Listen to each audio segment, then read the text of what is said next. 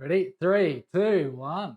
Welcome to the Board Game Bar, where we're going to go through the 228 new board games that were added to Board Game Geek this week. Today, I've got David with me. Hey David, how are we? everyone, g'day. 228 coming your way. Yeah, that was just in the last week alone. So what we do is we run through, see all the games that were added in the last week.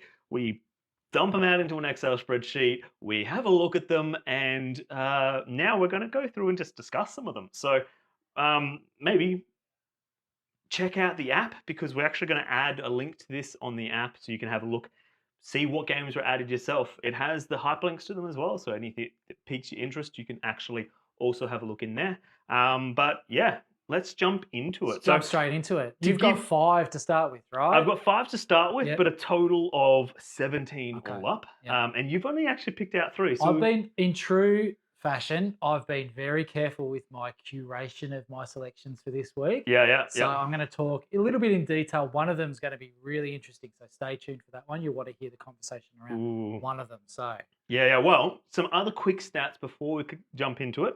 So of the 228, 61 of them came from pre-2022. So these are people adding games that came out.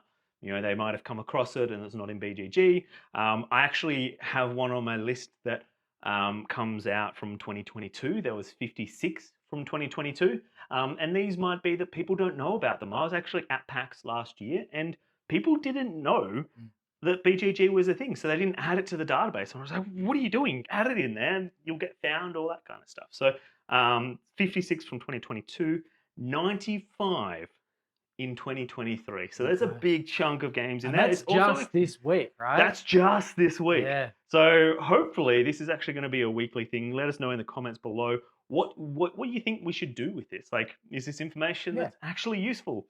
We are also drinking Grand Ridge Brewery a white ale. We thought, you know what? Let's not focus on the cocktail ale because there's so many games. We've both got so many games to go through.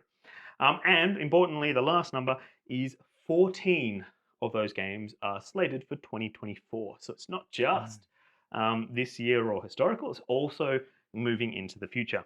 So let's jump into it. My list actually was quite fun. It was I grabbed a list and then I sat in front of my screens and just looked at. I opened up 228 tabs on my browser and my computer went, I don't like you. So first is actually one that doesn't have a year, so the year is 0, and it's Grow Up. So it's basically it's a family strategy game, and the artwork appealed to me. Like it was one of those strategy games that was just like, ooh, okay, that looks quite interesting. And family strategy is not two that you kind of see together. So those are two terms that I was looking at going, I don't know. So family strategy is, in fact, I don't even know whether we have a family strategy game. Oh, well, you've got the kid version of Scythe. Okay. Little Scythe. All right. Yeah. But it's not a family strategy game. Yeah. It's a strategy game that's been retroactively. It's got a kid's skin on it. Yeah. But actually, it's a pretty deep game. So yeah. There was one that also doesn't have a year on there, so I'm actually wondering if they put it up there, trying to sneak it in without people realizing, but it's Unconscious Mind Nightmares. Okay. So it's an expansion for Unconscious Mind, which everyone's talking about, and I was just like, that's come up there. That's it. Okay, that's an interesting one. So we've backed Unconscious Mind. We've got the id Light version of it, which comes with playmats, pretty plush. Looking forward to that arriving this year, and we'll feature that on the channel when it arrives, because I think it's going to be magnificent. So then we have one which I was looking at, just going, okay. I found the name very interesting, but it's called, so it's not in I'm not sure what language it's in, but the translation to it was Proliferating Girlfriend from 2014. So it's basically stop your girlfriend from multiplying out of control in this solo puzzle. Wow. Would I get the game? If they sent it to me, I'll give it a go. But it was one that I was just like, that name stood out to me, and the imagery of it was quite nice. So like, It was very anime-esque style. It was kind of putting into there. We'll make sure to put up some, as we said, all of these games are going to be on the Excel spreadsheet that is going to be posted. So we'll include a link below to the app.gamesnight.fun where you can actually find it as well. Actually, think about that for a moment. Proliferating Girlfriend as an anime. Yes. Okay. Yeah. Right. So maybe it was an anime first made into a board game, but Okay. the art style of the board game or what they've portrayed on BGG is very anime-esque. Right. Cool. Next on the list was the Binder of Doom Monster Strike. Yep. Sorry, as I burp for everyone. Thanks, Grand Ridge Brewery. Absolutely. So yeah, the Binder of Doom didn't have any images on there, so it actually wasn't one that intrigued me because, again, wow, this beer is really making. I haven't had a beer in a while. Monsters that are attacking use your dexterous dice aiming skills to save the town. Okay, dexterous dice. Dexterous dice, and that's what picked me. And this is what I'm finding within going through the list. I was like, how do I get through this list pretty quickly? There's 228 of them. Like it was like I don't want to be here for a day looking at all these different games, reading various different descriptions. So dexterous dice. That reminds me of one of our favorite games from last year, which was Rush Out. Were you thinking the same thing? Thinking the same, but the aiming component was I was like, ooh, what are they talking about here? So one of our channel presenters, Kate, loves Rush Out, and it becomes a dexterous dice game when Kate plays it. So yes, that is very accurate, very very accurate. And the last in my first bank of 5 was Whistle Mountain Outlaws. So Whistle Mountain Outlaws. It was game from 2022. It is just a solo player game as well. And these were some of this and the Proliferating Girlfriend. I was like, ooh, solo games that were pre 2022 kind of that like solo games. I think Shut Up and Sit Down had a lot to do with it, but they really came through their own renaissance kind of period of they can actually be very good. Yeah. Particularly, during the pandemic in particular, solo gaming became a necessity. So, you kind of didn't have a choice in many ways. So, it was interesting. Like it had tile placement, player powers, worker placement. Okay. But yeah, it's also the art style was very almost like Lego-ish without the blocky component, but it was like kind of the color scheme and all that was I have seen Whistle Mountain and it has had some really good buzz about it over the last couple of years. So I'd be interested to have a look at that one. Yeah, so that was the 5 games pre-2022. Yep. So we'll jump into yours because then I've got funnily enough, I've actually got 4 games for 2022, so we can kind of break it up like that. Well, these 3 games are mine, and I'll just mention one of them to start us off with.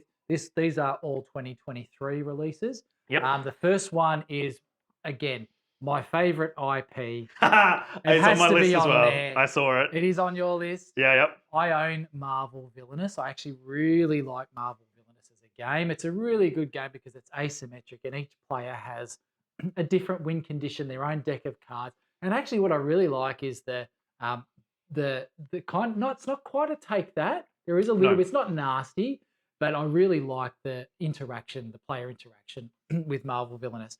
This one's called Twisted Ambition, and it just adds a couple of more villains to the game and a few more win conditions just to change things up. You can mix in the elements of this new expansion with the existing one. But yeah, if you like Marvel Villainous, this is just more characters for you to play with and more toys. Okay, so that's Marvel Villainous Twisted Ambition. And I saw that on the list and I was like, yeah, David is absolutely going to pull that out. Yeah. In fact, I think there was another Marvel game on that list as well, but I was like, he probably won't pull that one out. No. But I do like Marvel Villainous. So Villainous, I thought, yes, that was definitely going to be one. So, all right, so back into my crazy list, my 2022 games that were added. And again, they were just added last week. Starting off the list is Forest Trails Autumn Spooktacular. I saw this one, yes. It looks interesting. So it is an expansion by the looks of it. And basically you're trying to create a spooky visitor experience among the forest trails. So I'm guessing Forest Trails being the first game within that series was very much, you're building your own trail. It has a little booklet. The art style seems quite, young and I wouldn't say like young and hip. It's more like childish young, if that makes sense. But it's that game that it looks quite interesting. Like it was one of those games I was like, okay, so there's a print and play component, which we saw a lot coming up there. There's dice rolling, there's map addition, there's paper and pencil, and it can also, I think it is actually just a solo. No, it is 1 to 6 players. And a good theme. So, like a nice theme. Yeah. So that looks quite interesting. There was another which obviously now fits within what we're doing and drinking right now. Yeah, I know the one you're talking about. You know the one? I've seen it. BrewBiz KC card game. So an approachable celebration of Kansas City microbreweries with a bit of take that. So a 2 to 4 player game designed by Darren Neely and self-published. I actually quite like the look of it. Yeah. Like now a game that I carry with me everywhere is Microbrew. Yeah. Still love that game. Now, why do you like it? Tell everyone why this is a great game. I love Microbrew because there is literally no air in that box. And it is the size of a, what are they called? Mint box. Yeah. So that's what it comes in. It's a mint box. And in the inside of the lid, you actually have packing instructions on how you need to pack it away, because if you don't, it won't all fit, which is fantastic. But it is a small game physically, but a big game in actuality. When you're playing it, it's a 2-player game.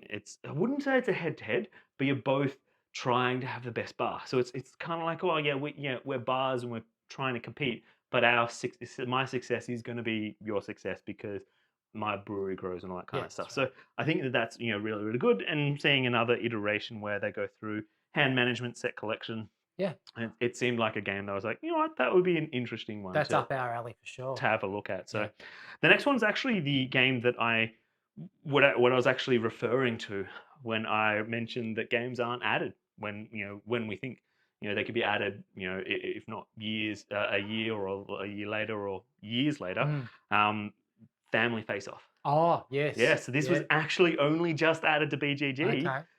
In the last week, whereas I know it came out last year. We did a drink for it. We did a drink for it already. Yeah. So technically 2, because we did a non-alcoholic and an alcoholic. That's right. Now it was cheating because we just literally add gin to it after, but delicious both ways. So so I was just like, oh, that was on the list. I have to include it in my list. So that's on there. And the last from 2022, I don't know how to say this. Okay. So come on, let's spell it out. Bear with me. Gli Inspospettabili. Yeah. Pretty close. Let's go with butchered it. Yeah. So basically the subtitle to this is appearances ... are deceiving. I was like, woo! Stylistically, it kind of looks like a mixture of comedic art and anime. So it's kind of like that good mixture. It is a card game deduction murder mystery party game. Hey. And I was like, ooh, this looks out. So it is a cooperative game in which a witness and one or more investigators jointly conduct an investigation to identify the culprit among the faces of different characters. To do this, however, they will not rely on his physical or their physical characteristics. And this could be, one of the conversations we always have is that overuse of nouns or specific nouns. But yeah, so it was a kind of like, so it's murder guess who? Yeah, kind of like murder guess who, but with cards. Okay. So hopefully they don't fall into the same stereotypes that Guess Who does, but we'll have to wait. Well, one of our favourite party games. Would you call Detective Murder in Hong Kong a party game? It's a really good social game, isn't it? Social deduction game for sure. Yeah, absolutely social deduction. I wouldn't call it a party game. No, but definitely a social deduction game. I love that game. That game is by far. I think that or Detective Club tops my current list of deduction style games. Though up there as well, very high up there is Mysterium. Yes. No, Mysterium. No. Though I love Mysterium, it's the wizard version of that comes out later with the werewolf. The wizard version with the werewolf. Obscurio. Obscurio. With the various different rooms. Yes. So it's kind of like it's Mysterium mixed with werewolf, which is I love that concept. So those at the moment those are my top 3, but that's separate from obviously the list. David, before we go into my 2023, do you want to do your second? I will. Now, this one is originally released in 2017, but they're coming out with a big box, and it's the Uwe Rosenberg Nusfjord. So in this game, I quite like Uwe Rosenberg's worker placement games. We've played Agricola, which I think we quite enjoy Agricola. Yep. It's a really hot competitive scene. So I've been playing it on Board Game Arena, really super competitive, and you can get into some contests which you're completely outmatched by someone who just understands the meta. So, but Nusfjord is one that I've been on my wish list for some time. They're now going to bring it out in a big box, which includes all of the expansions plus 2 new ones. And I'm really going to look out for this one because I really like that Uwe kind of worker placement, a little bit of resource management game. So really keen to check out Nusfjord, the big box version, when it comes out in 2023. It's interesting. The more like I was doing some reflection last week after our games night last week, and it's like you're more of a Euro gamer than you're getting more and more into the Euros. Yeah, I am. I find myself kind of now going down that track where I've got a couple, like we played Ark Nova. Yep. Last week we played Lost Ruins of Arnak. What else have we played recently? We've played a couple of really I quite like Wingspan. I don't mind that. Yeah, I'm leaning towards that Euro mechanic. I really like it. So yeah, this is another one. Keen to check it out. Beautiful. Yeah. Well, it's interesting you mentioned that big box because there was another I didn't add to the list, but we'll do a quick shout out of it. Doesn't need a shout out, but yeah, Carcassonne Big Box number 7. Okay. I saw that and I was like, I'm not adding that to the list, but holy moly! Because you've got the big box, haven't you? I've got the big box, I do, yeah, but I think it was like the first big box they did. Yeah. Now they're up to 7 big boxes. Wow. It's insanity. So my first game of 2023 on that was added just last week was Hyperdrive, which is a bag building, disc flicking, intergalactic war game, which I look at and just go, ooh, for 2 to 4 players, 30 to 45 minutes, pretty easy and straightforward. It's got deck, bag, and pool building mechanics, flicking mechanics, rock paper scissors mechanics. So I was like, that sounds very, very interesting. Yeah, it does. So it doesn't have any it's going to be interesting if this series takes off and people like it. Maybe more publishers will start seeing it because I'm not sure if you noticed it. I'm not sure how many of the links you clicked on, but I clicked on so many links that barely had information on there. Yeah. And you're like, ooh, is that a bit dangerous? Like, personally, I wouldn't put it out into the world until I had everything I wanted people to be able to see. So it was very interesting how I would probably say over 90% did not even have a base image. Now, they'll go back and edit it, but people can start seeing that straight away. So it's kind of like, and it's in search terms. So, I was actually having a look through some of them. There was some games that I was going to put on the list, and I just could not find. If I type it into Google, it only found the Board Game Geek entry. I'm just like, if that's what you're getting found at, you have to make sure that that's clean and polished. First impressions matter. Absolutely. And just to give you one more example before you move on to the other games, but what we pulled out was a huge database, and part of the database was a field with just the description of the game. Of course, if you clicked on the cell, you would read the whole description. But I was only reading really the first sort of 7 words. And if it didn't grab my attention within the first 7 words, I kind of looked past it. So you're right. If that's what you want to present out there, is that the best first impression? You have to make sure. Yeah. Next on the list is Till the Last Gasp. So a 2-player game designed by Will Hindmarsh, artist RK2, and it's by Darrington Press as the publisher. So that's Critical Role. That's I was like, whoa, ooh, that's an interesting one. But dramatic storytelling game of duels. Fight till the last gasp. So I saw this and was like, ooh, I didn't actually know it was Darrington Press. So that was actually news to me because when I picked the game, it was based on how it was portraying itself. I'm not really a gamer that looks and says, oh, I'm following that one, so I'm going to get it. Probably the only exception to that is Certifiable Studios. But that's realistically only because, at this point I didn't buy the second or third game because it was them. It was just happened to be their game looked really, and really it took interesting. you took interest in it anyway. So I'm not going to be. I'm not someone that looks at it and says, "Oh, I'm going to get it because they published it." But at the same time, it's something that if it's Darrington Press, you'd expect it to be of a high nature, quality nature. Yeah, they've got a reputation. Yeah. Yeah. So that one actually looked quite interesting. Then another one which took me by surprise, which was Alibi. Okay.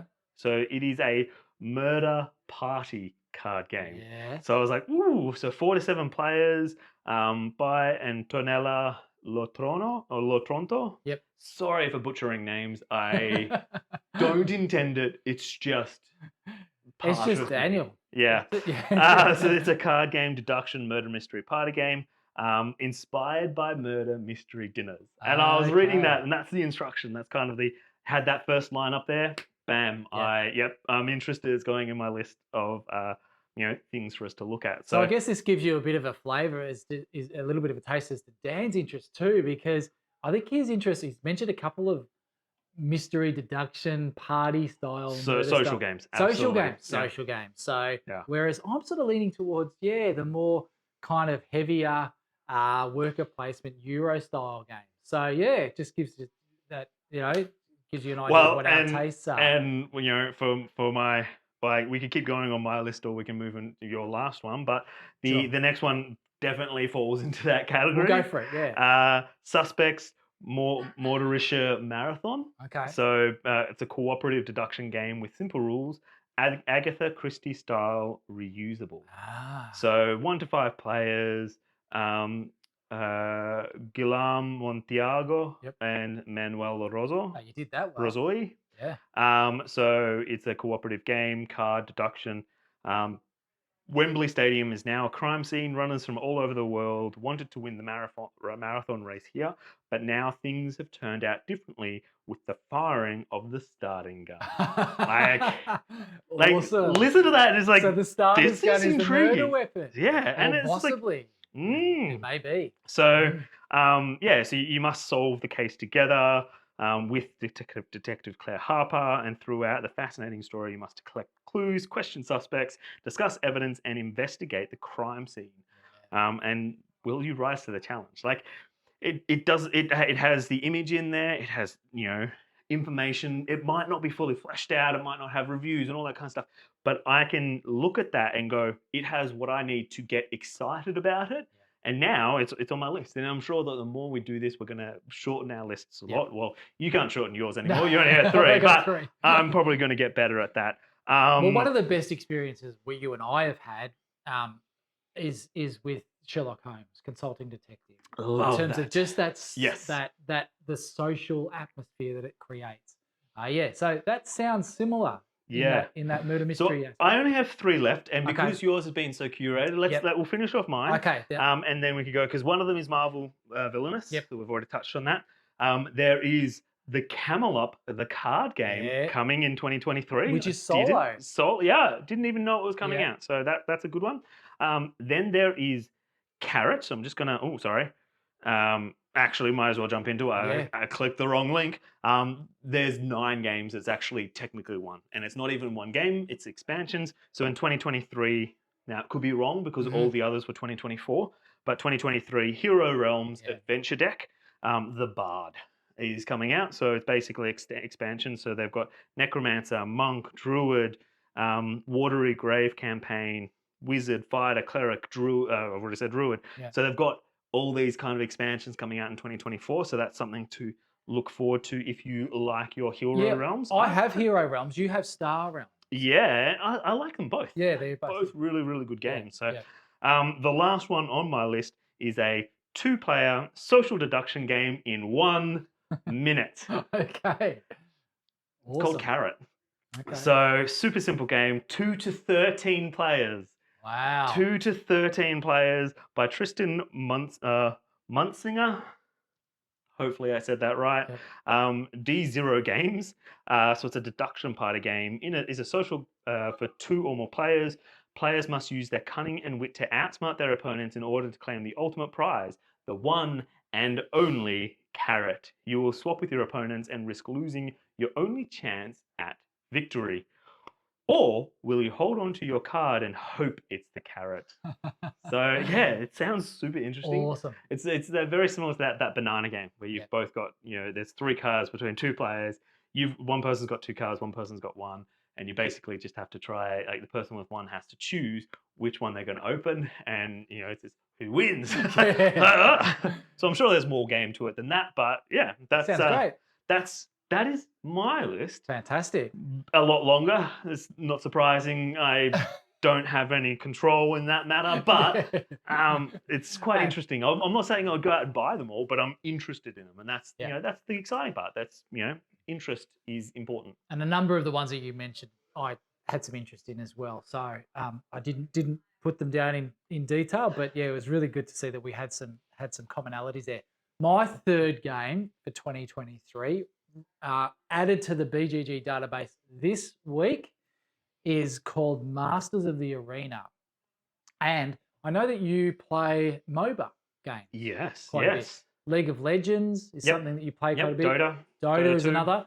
I'm not, but this didn't grab me because of the MOBA aspect, although that is kind of interesting. I know there's been a few type of MOBA style board games. I think there's one called Cloud Spy. There was a few that were out there with mixed kind of success. Actually, no pun included today. So, all February 1st Australian time or January 31st everywhere else in the world, they just released their number 1 game of the year, which was subsequently can't be number 1 game. So this, it's the game that his number 1 game that he'll never play, which is similar in the MOBA. But go watch their video. It was actually a really good video. I liked it. Awesome. Really liked it. So this one is kind of grabbing that MOBA style game. It's called, as again I said, Masters of the Arena. Now, that's not the bit that's interesting. Yep. This is the bit that's interesting, and this is the thing that I wanted to talk to you about. I can't remember the name of the artist. I didn't write it down. But, sorry, I don't know the name of the designer, but I did note down the artist. And the artist is Dali. Not Salvador Dali, but Dali, the AI generated. Completely artist. AI generated. The artwork has been generated by Dali. And I wanted to talk to you about it because I don't know how I feel about that. And I don't know how the industry is going to respond to that. Yeah, it's one of those. It's going to happen. Yeah. And I say this in that I've already been using AI. Is it a replacement for anything? No. I don't think it can replace any of the things that I do, but it can supplement. It is a great tool that I can use to do a lot of the work. I need to reach out to a publisher rather than spending the 10, 15 minutes crafting the email that is, approachable yet, succinct, yet getting and collecting information and data. That takes time and that takes effort. And you notice when you receive an email that hasn't had that time and effort into it, put into it, you're just like, yeah, this person doesn't care. So I've been using it for that. I was like, these are the talking points I need to have, and I can even tell the AI. And I was like, well, go to this, go grab my current stats. So I don't even need to do the stat collection anymore. It can just grab the stats that I want to include. Wham bam. Like it's still me. It still talks in my voice and does those. I'm giving it the cues. I'm telling it, and then I still correct it, because ultimately, it'll give a 80% there, but that 20% now only takes me 5 minutes. So I've a third of the amount of time in order to do some of the tasks. And if I need to write a report for work, it saves heaps of time and energy. If we need to write anything or get ideas, so coming up with YouTube titles can be difficult. Like they have to be engaging, wanting you want to click on it. So you have to kind of come up with ideas. Am I going to use any of the 20 ideas? Probably Maybe not. Yeah. But it will get my brain thinking. It'll be like, okay, I can start. Oh, I can build upon that. Oh, I like this part and I like this part, and I can start mashing them together. So, in terms of a game, if they're using it that way, and they're doing the work, and they're if they've just gone to AI and say, make me a game, I'm sure it's going to be pretty crap. Well, I think what they've done is, it sounds to me like the artwork for the game has been done by Dali. Certainly at this stage anyway. And so I'm sort of two minds about it. One, I think it takes away from the artists of the world who genuinely should be credited and paid for their creation. So that takes away. The other thing is there's another angle to it which you can take, which is maybe these designers don't have the capacity at the moment and the financial capacity or the skill to be able to generate the art for themselves. And if this means that a game is released or somebody is able to put out a game to the world that they're really passionate about and worked really hard on, the only way they can do that and present it to the world is by using AI art. And it's a great game. If that game was missing from the community because, the artwork was a bit ordinary, well, so I can see it from both sides of view. Correct. And I'm kind of the same. And that's where, like, for me, using it to do artwork as a part of the process, absolutely. Yeah. Because it can't do the refinements that are, like it's good at removing some things. And yes, you can, for instance, I've got something in a square aspect ratio. I can put it into DALL-E 2 and I can make it widescreen or things like that. But like, is it going to do all of it from scratch? Not without a lot of work. Yeah. Like you still have to do a lot of, and we've used some thumbnails that are completely AI. So our OGL video, so the OGL video that we released a week and a half or 2 weeks ago, the thumbnail from it is partially AI. Like I would say partially, mostly AI, and then I've done touch-ups to it. So it's probably at this point probably about 80% AI, and then I've done some extra work on it to make it a thumbnail, make it add the text, but also do some touch-ups. But it was still just me. Yep. Like it was. I put the prompt, I had the idea, I did all of that, and it was basically a hand reaching out to the dice, and the dice was burning. Yes. Because I was, I knew what I wanted to try and do. Would I have been able to go to a graphic designer to get that done? No. Like, we don't make money on videos. Yeah. We're too small and we don't have that capacity. So, it serves that point in terms of we're creating something and we're utilizing it, but we're not, like, that's not money that would have gone to a developer or to a designer. Yeah. Even if we didn't use them, we used something else, it wouldn't have gone to a designer. Yeah. That's a I'm not sure if that's the norm or if that's the exception, but for a whole game to be done with it, I'd have to look more at the game. And I do remember seeing this game, but I didn't add it to my list because I was like, the game itself didn't appeal to me. Yeah, yeah. So it's funny that you actually, you picked that up. I picked it up. Yeah, it just drew my attention from that aspect. So so that is Masters of the Arena, a new strategy game in a MOBA style strategy game. So yeah. Well, it's funny, just to quickly, like, one last thing to touch on that. We talked before about when you upload and put it out to the world, you want it to be good. You want it to show off everything that's in there. They've got DALL-E 2 and Starry AI as their artists. Fantastic. Do you know what they haven't done? Put some artwork up. Nothing's on there. They don't have artwork. They don't have images. They're not showing anything. No, it's a fantasy print and play video game themed war game. Yep. I looked at that and I was like, okay, you start to get my interest and then you lose it. Yep, now, I didn't even see the DALL-E 2. Obviously, I don't, as I said before, I don't look at that. But like, it doesn't have a main image. It doesn't have any other images. Like, that wouldn't have taken much time at all. Yeah. Especially if they're using AI to do it.